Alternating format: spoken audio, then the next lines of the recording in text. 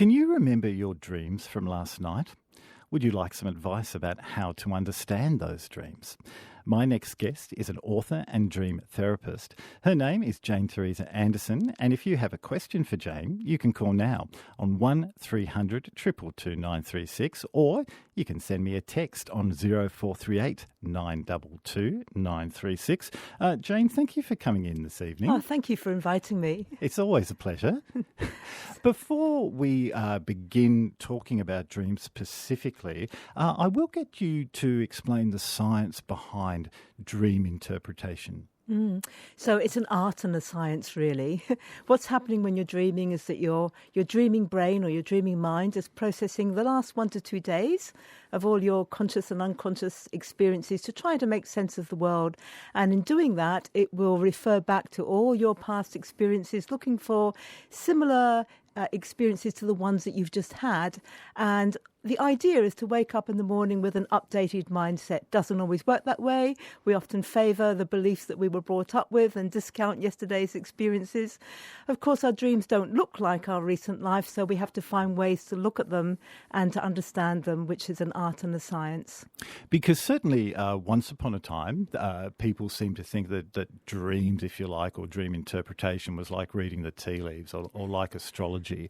But science in more recent years has caught up to dreams and realised that there is actually a lot going on in the human brain while we're asleep.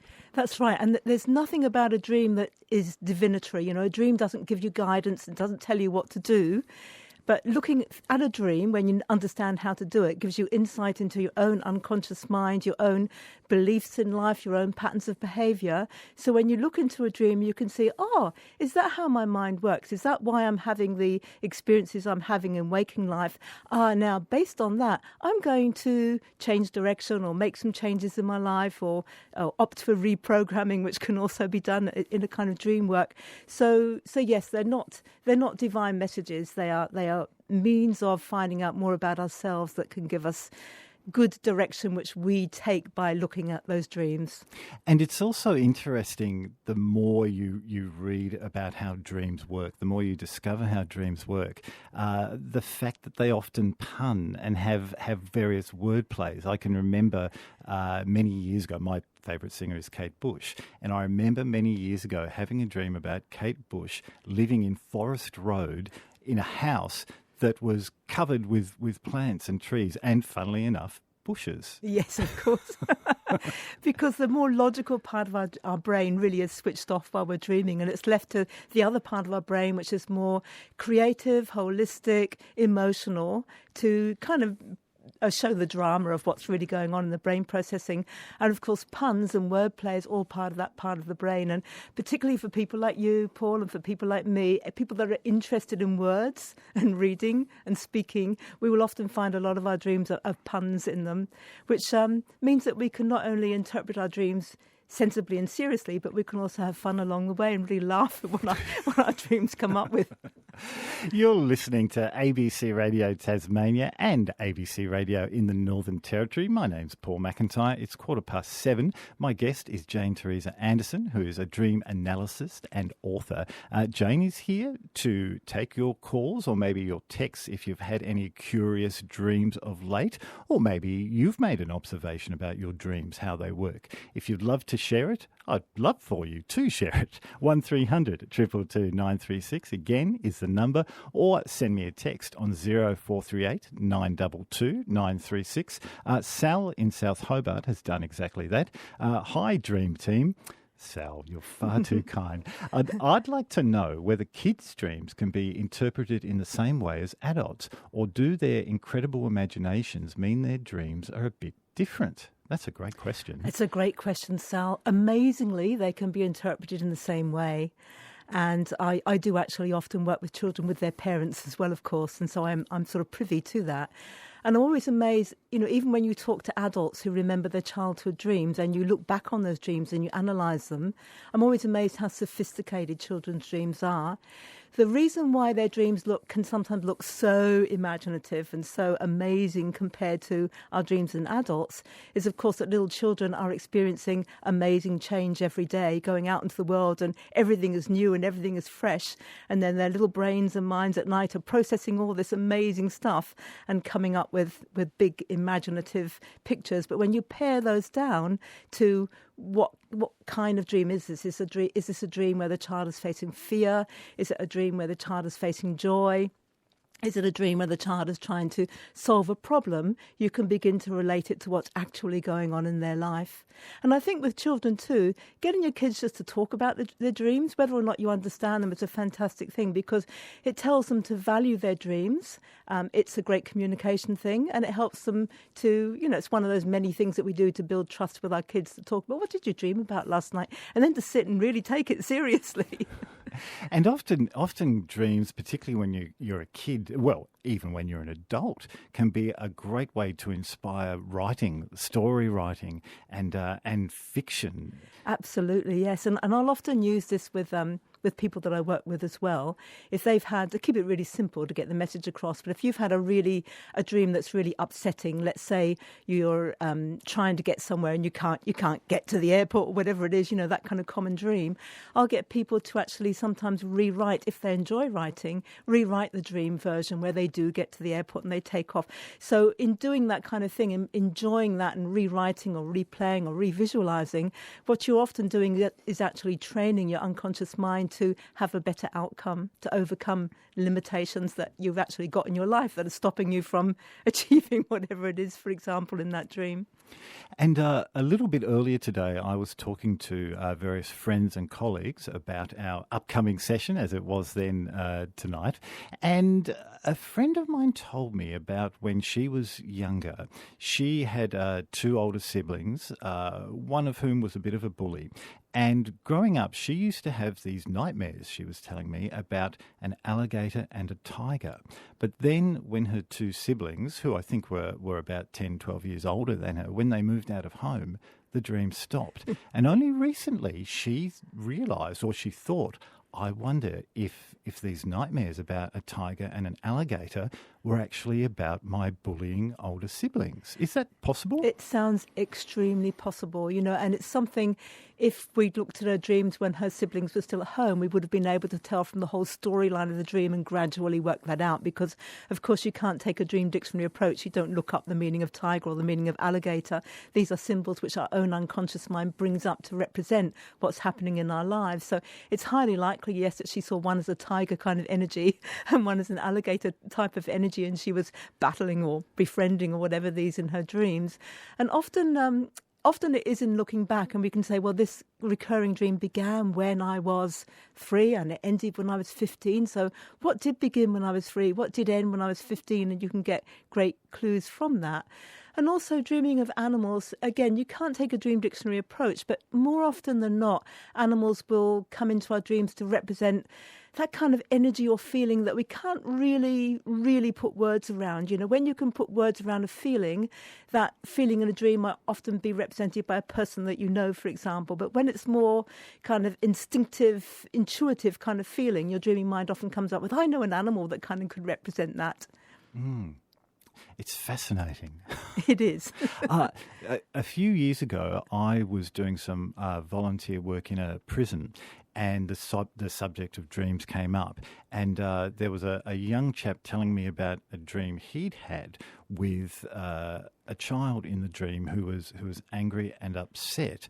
And we sort of talked about it, and I, knowing a little bit about dreams, suggested, I wonder if maybe you're that child. And he thought about it, and he came to the conclusion that the child was him as a young boy, angry at the fact that he'd gone down the path that had led him to prison. And he said when he had that realisation, the dream ceased. But he'd had them for years and years and years and never understood it. That's beautiful healing work that you did there. That's absolutely fantastic. And that's the thing that's really hard for people often to grasp, that you get the most benefit from a dream if you look at the people and the animals in the dream as representing something about you. And yes, I would suggest the same, that it was a part of himself that was really angry for that. And what you did there was bring it it sufficiently to his awareness that he could understand his predicament and let that go.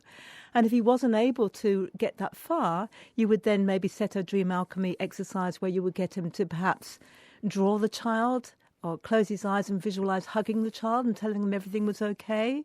Have a conversation, write a story about the child and soothing his anger. And all these are ways of working basically with the dream symbol or with a part of yourself to have that conclusion. And it's a lovely demonstration, your story there, of how a dream will stop once we've resolved the issue, or once we understand the issue. And so, to turn that on its head as well, this shows the importance and power of looking at your dreams, because it can give you that kind of closure or moving forward or any number of things. Dreams are so important if you've got the time to remember them and look at them.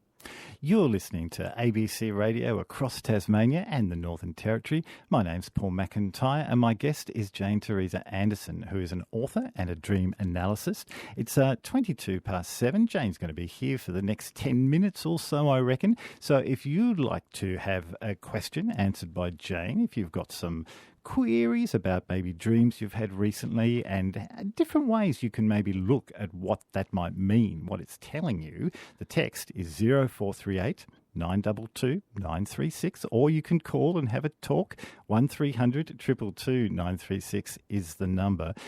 Jane, when we're talking about anxiety dreams such as falling or drowning, are they the kind of dreams that we might interpret as anxiety dreams? Yeah, they can be. But when you look at all dreams, if you ask yourself, how many of my dreams are kind of happy, inspiring, creative, fun? How many are more sort of anxious? Things don't happen, things get unresolved. And how many are pure terror? We find that a lot of them fall into that kind of stressful, anxious area. So they can be, categorized, I guess, as anxiety dreams. And on that note, I was actually looking at some research that was done in 2014 in Paris. And it was looking at students that were entering the medical entrance exam for the Sorbonne. Now, this apparently is a really stressful exam, because only 10% of the people actually get a place in the medical school. Goodness. So so they looked at the dreams that the students had the night before they sat the exam. And they found out, I think they had about 700 and something students in the survey, and 60% of them actually dreamt literally of sitting the exam. Not a symbolic dream, but of sitting the exam. And I think about 78% of those dreams were stressful, anxiety dreams. You can already predict. They turn up and they can't answer the questions. They don't turn up because they're late. All those kind of dreams we all know, but actually about the exam. So you could say they were anxiety dreams, but without unusual symbolism. But the interesting thing was that when they looked at which students passed and got into medical school and which didn't, the ones that had the, let's call them anxiety dreams, got in. Wow. And it was statistically significant.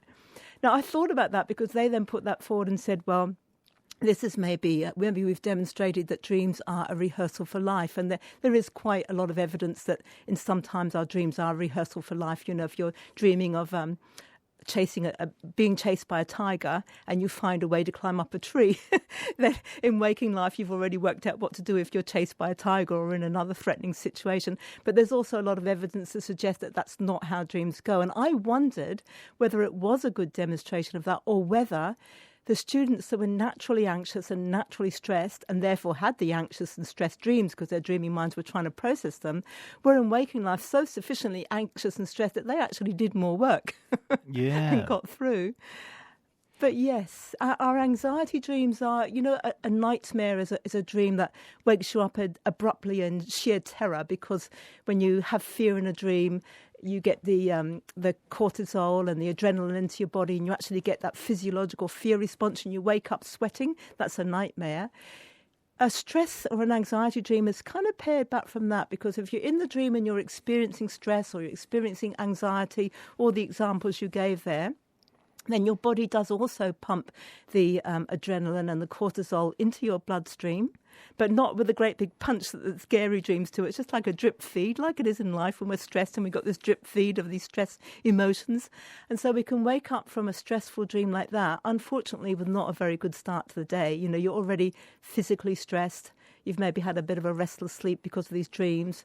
You may be frightened to go to bed the next night because you don't want more of these dreams. So whether we call them stress or anxiety dreams, or whether we just say, look, a lot of dreams are like that, these are good dreams to start with, to try to understand what they're about, why we're stressed or anxious about a particular situation in our life. And when we can understand that at a deep unconscious level, we can actually make changes and begin to manage the stress or let it go.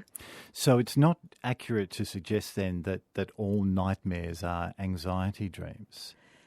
No, that's it. Nightmares don't really have a shifting definition. You know, some people might say, I really love my dreams, and sometimes they're really scary and that's exciting, and they might not call them a nightmare. We tend to call a dream a nightmare simply when it wakes us up in sheer terror, and that will often be because the jolt of the adrenaline and the jolt of the cortisol is so big that you just go, oh, what happened? I can understand then the significance of anxiety dreams, but what is the purpose, I guess, of a nightmare? Yeah, it's a really good question. So you're assuming in asking that question that the dream or the nightmare sets out with a purpose. Yep. Whereas if we flip that around ever so slightly and say, all the dream is, even though it's extremely important, one of the most valuable things in life, all the dream is your brain or your mind processing the last few days to try to make sense of your world. So it's not coming up, it doesn't set out with a purpose, I am going to show you this about your life. Its purpose is to process your experiences. And then if you're lucky enough to be able to look into those dreams, you can learn more about yourself.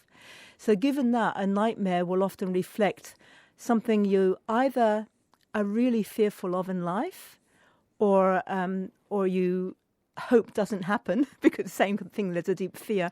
But that fear may be conscious, you may be aware of it, or it may be deeply unconscious. So to give a simple example, somebody might be, well, let's make it a modern example. Somebody might be really frightened of getting COVID, but they found a way to cope and everything's calm and I'm fine. I don't worry about it at all. But deep down inside, deep down unconsciously, there's a raging fear. And our dreams show us the unconscious side as well. So nightmares are where we meet our fears. And the value of them, even though they're terrifying, is they help us to understand, where are those fears? Are we aware of them? Are they working deep down in our unconscious? And how are they affecting the way that we live our lives? You're listening to Evenings Across Tasmania and the Northern Territory. My name's Paul McIntyre. My guest is Jane Teresa Anderson, who is a dream analyst and author. Jane's here to give you some feedback and some thoughts on how to look at your dreams if you've had any curious ones. The text is 0438 922 936, or you can call on 1300 222 936. Joseph called and left a message about a dream he had recently where his parents were dead, his partner's parents were dead, and he was in a car with a friend of his just looking at this, it looked like a friend of his who had recently died, and was asking this person about how their relationship was with the person who died, if that makes sense. Right, so the person in the car was someone who'd actually died, whereas his parents hadn't died, just so that I get this right. Yes, looking at it, yeah. It was a dream where his parents had died, his partner's parents had died, and he was in the car with someone who looked like a good friend of his who had died. Right, okay. So on one level, the dream may be about him. He may have, in the day or two before the dream, been thinking about death. For example, if it's now, a lot of us are very aware of what's happening in India, just to take an example, or the UK. So he may have been thinking about death and actually processing that, in which case the logical thing for the dream would be to talk to somebody who's died to find out what's happening. However, I don't think that's what it's about. I think with the parents both sets of parents appearing to be dead in the dream would suggest that there's something that is changing within you, Joseph, something that feels like it's cut off or ended. And because our parents, it depends. I would have to speak to you, if you see your parents as people that are really nurturing and encouraging, then it suggests that somewhere in recent life you've had a feeling that encouragement and nurturing has disappeared. If on the other hand you find your parents as rather overbearing and telling you what to do and what not to do, and that has died off in the dream, there may be a sense of I'm ready to let go of that and stand on my own 2 feet. It always needs to really talk to the dreamer, but never be frightened of death in a dream, because is extremely unlikely that it is previewing an actual death. It's much more likely to be about what's coming to an end in your own life. And often, in order to begin new things, other things have to end. Jim has also texted in on 0438 922 936 and asks, what's with going back to sleep and then being back there? Now, I'm not sure, Jim, do you mean being back in the dream that perhaps you've woken up from? I imagine that's what he means.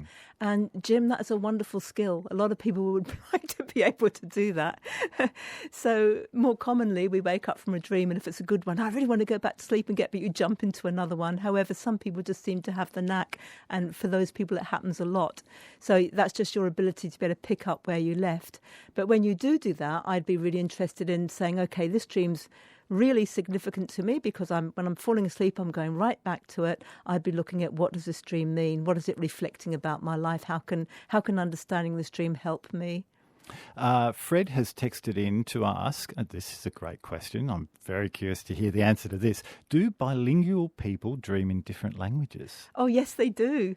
Not from experience. I'm not bilingual. I only have snatches of other languages, but of course, with my work, I encounter and talk to a lot of people, and bilingual people will dream in both, however many languages they've got.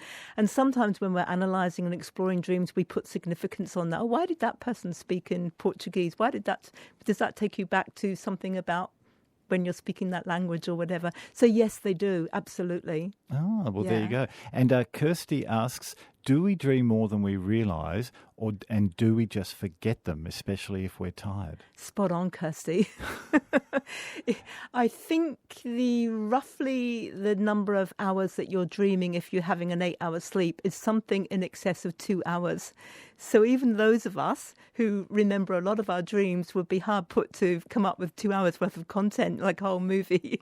So we remember bits and pieces, remember the important bits. But yeah, we spend an enormous amount of time dreaming. Somebody once said to me, wouldn't it be great if we could get a machine? Everyone's come up with this idea, a machine that you wake up in the morning, you plug it in, you watch your dreams. And I said, yes, but do you realise that would take you 2 or 3 hours the next day reviewing your dreams out of your day?